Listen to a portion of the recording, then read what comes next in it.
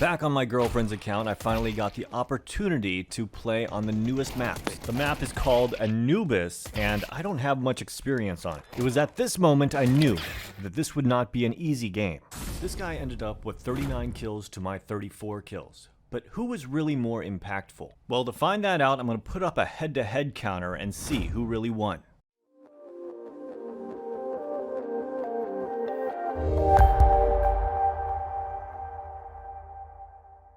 Hey guys, and welcome to my channel, Time's But a Window. Today we'll be taking a look at this game I got to play in CS2. Now luckily for me, I hear that the open beta is going to be starting halfway through August, and in September will be the full release. So at that point I'll be able to stop borrowing my girlfriend's account. Now this is a map I'm not super familiar with, and because of that I don't really have any preference on where I like to play, so I figure I'll just fill in whatever spots are open. Now while I find myself over at the A site, it looks like the terrorists have hit that B site, which means I'm going to be going in for a retake. Am I the only one that feels like the sites on this map feel reversed? Usually the B site is the one that only has one way in, and on this one it seems like the B site is the one with multiple entrances in.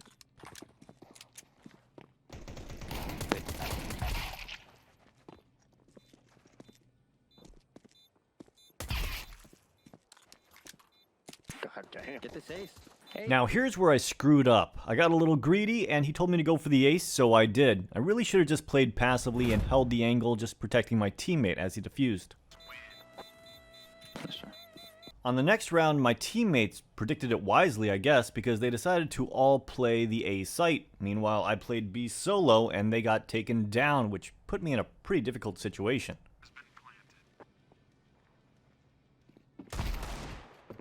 Now, as much as I'd like to go for this, to be completely honest, with me being smoked off here, I'm not sure I'd have enough time. So instead I decided to just try to save this AK-47 for the next round. But the other team's not just going to let me save it that easily. Alright, so far the other team is off to a great start, winning the first 2 rounds.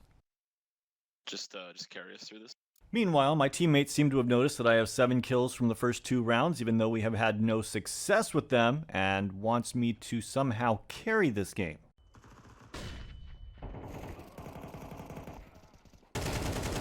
Now, the only way I'm going to be able to do that is if I can find a way to consistently take down i.c.e. Which is exactly what I plan to do. The problem is, this guy is absolutely destroying my teammates, which forces me to rotate right into his path. But hey, at least he showed me a new way I can peek mid. It's easy to tell who's the strongest player on each team, and as such, he knows exactly what he needs to do to win this game, and that is to stay away from wherever I'm playing, which means I need to vary up my playstyle a little bit and play all over the place. Because it seems like I might be the only one here that can actually stop him.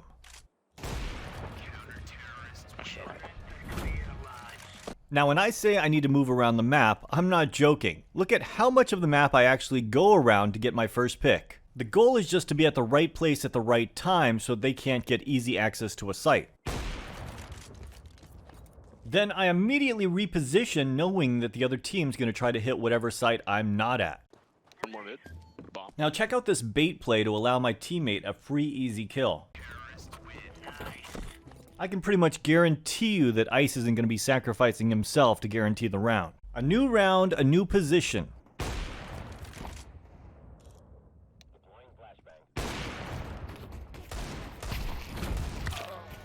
Still though, with i.c.e. down in a 2v3, I'm pretty sure my teammates can handle this. This round, instead of playing a random location and moving around the map, I decide to commit to A and push through. This seems to be the wrong read entirely, as the terrorists take the B site.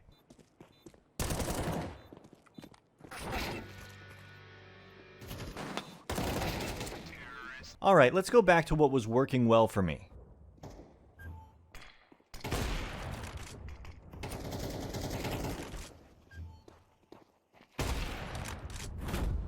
Another one there. Hey, so oh wait, the last guy's A. Yeah.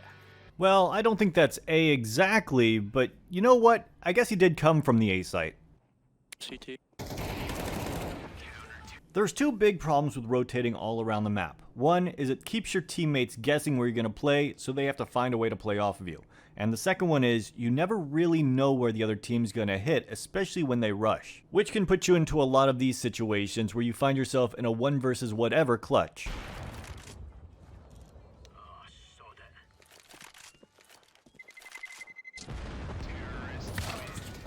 I definitely did a horrible job trying to save, and now my money is completely screwed. The good news is the deagle in this game actually isn't dog shit like it is in CSGO.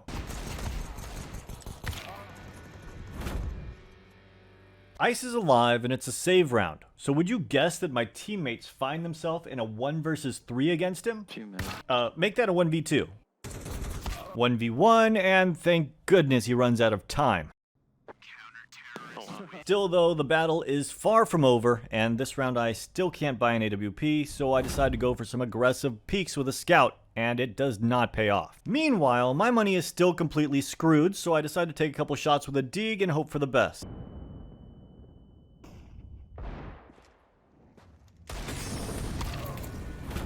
Alright, time to turn this around before it gets out of hand. Now I know i.c.e has been making his way over here towards middle, so I decided to just go and outpick him. Now what we do know from the past few rounds, he's been playing more of a bait setup where he's playing behind his teammates, letting them push up and trying to pick up the kills on the guys that are peeking out towards his teammates. Or what I like to call tactical baiting, which is a totally valid strategy, especially when you're carrying a team. What I don't expect is his teammates to really pick it up this round and take the B site, leading to the most embarrassing moment of the game. I really can't let the other team get away with stuff like that if I'm going to win this. Which leads us to a horrible last round for the first half where we don't have enough money to fully buy, so we force up and we decide to all rush B together. My teammate kills a sniper, which gives me this AWP. Two there.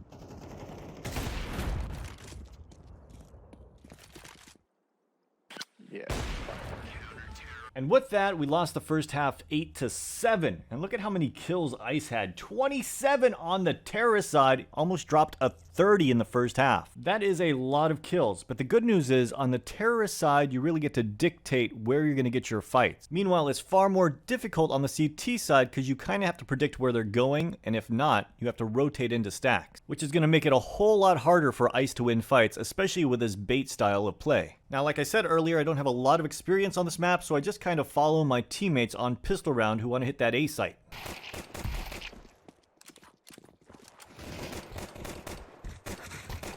Planting. Watch heaven.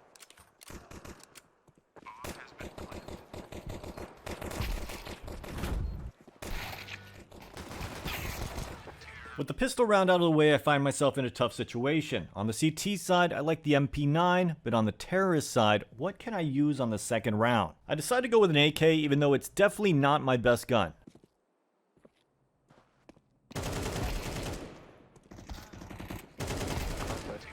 Now, just like i.c.e, I'm going to be playing a little bit more passively, because the main thing is that while getting entry picks is good, it's much more important for me to be alive at the end of the round to guarantee the clutches. Well, that is unless I can guarantee one other possibility, and that would be killing i.c.e and make sure that my teammates outnumber the other team by at least 3-1.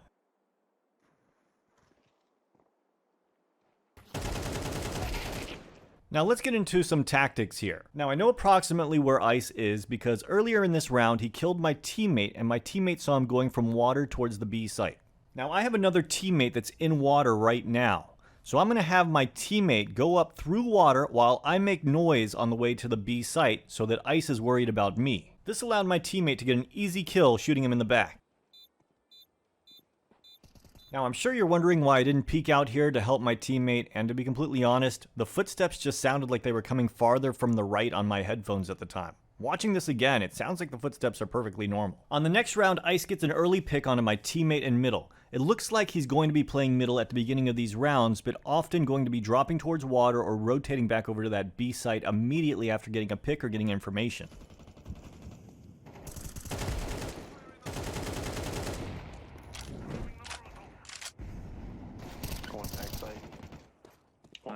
So here you can see he's already rotated over here towards the B site. So now my job is really to kill him. His death is far more important than helping my teammate kill this guy in water.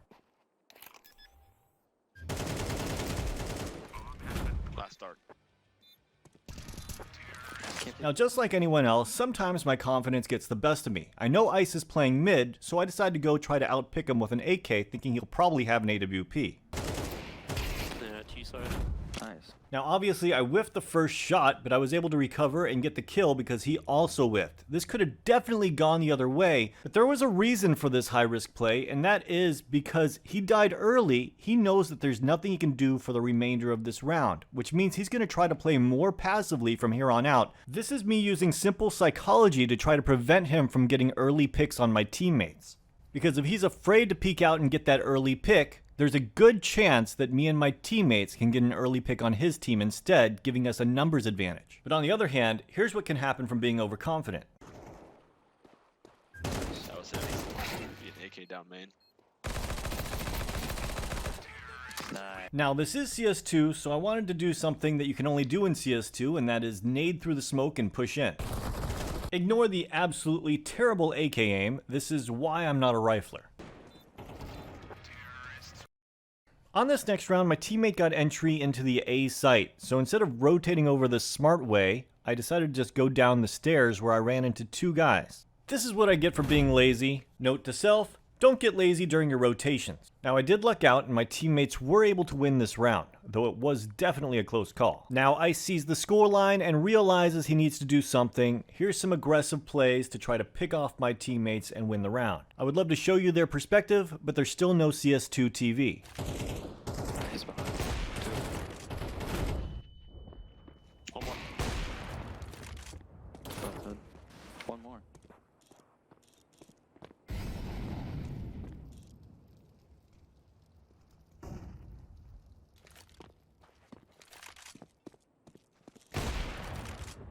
Nice. So, we gotta. Oh. Last is here.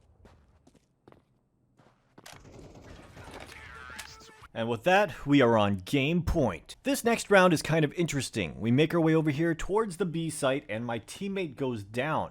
I'm not entirely sure where he got shot from. I think he got shot from over towards water. Little did I know, i.c.e was actually in the back of the site. But given my other teammate's position, I figure the site's just clear. Yeah.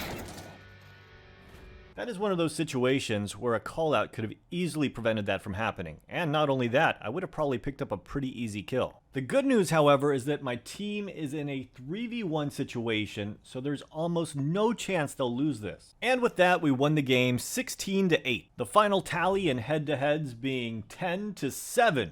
In favor of myself. Me with a measly 34 kills in 24 rounds, or 1.42 frags per round, and them with 39 kills in 24 rounds, or 1.63 frags per round. But who was actually the better player? Is it me winning the game and winning most of our head-to-heads, or is it him, who dropped 39 kills? Let me know who you think played better in the comments down below, and as always, have a great day.